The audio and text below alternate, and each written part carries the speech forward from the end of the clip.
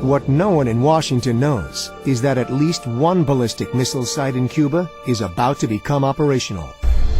But by the time President Kennedy received that report, at that moment our missiles were already in place, and we were ready. In Washington, President Kennedy goes over his military options. How long does it take to get to a position where you can invade Cuba? Another month or 2 months? No, sir. It's a matter of 7 days after the airstrike, assuming the airstrike starts the first of next week. You get 6 divisions or 7 divisions into Cuba in 7 days? No, sir. There are two plans we have. One is to go at maximum speed, which is one referred to by about 7 days after the strike. We put in 90,000 men in 11 days. If you have time, if you give us more time so we get all the advanced preparation and pre-positioning, we put the same 90,000 in the back. A naval blockade of Cuba to keep out further Soviet weapons is another option. But the military wants an invasion. Kennedy needs time to decide. He orders an increase in U-2 surveillance flights. What no one in XCOM knows is that the Soviets in Cuba are also armed with battlefield nuclear weapons. Short-range missiles with the ability to decimate an invading army. American troops could face these weapons as they land on Cuban beaches.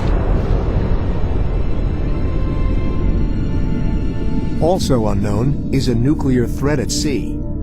Steaming toward the Caribbean at top speed are 4 heavily armed Soviet submarines. Nikolai Shumkov was captain of one of them. Our submarine was armed with 22 torpedoes, one of which was a nuclear torpedo. 3 American Navy aircraft carriers patrol the Caribbean, unaware of the approaching submarine threat. As far as I'm concerned, having received an order to use my nuclear torpedo, I would surely have aimed it at an aircraft carrier, and there were plenty of them there in the area. But the greatest nuclear threat to the United States is about to be discovered. At NPIC in Washington, Dino Brucioni's team analyzes the latest U-2 film. The missions had been flown on the 16th and 17th, and we find these which were referred to as slash marks.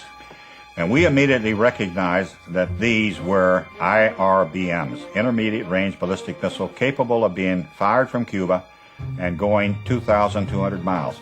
I had taken a map and I'd scribed an arc, and it would cover all of the United States except the extreme northwest. At XCOM, it quickly becomes apparent that the Soviet response to a U.S. invasion of Cuba could mean the destruction of nearly the entire continental United States. The next day, President Kennedy meets with Soviet Foreign Minister Andrei Gromyko to discuss the nature of arms shipments to Cuba. Gromyko denies that there are any offensive weapons in Cuba. Kennedy can prove otherwise, but resists the temptation to confront Gromyko with the photographic evidence. If he decides to take military action against the missile sites or invade the island, he will need the element of surprise. The next morning, October 19th, President Kennedy meets with the Joint Chiefs of Staff. The senior U.S. military commanders favor airstrikes followed by invasion. Kennedy disagrees. He thinks the Soviets will retaliate by taking Berlin.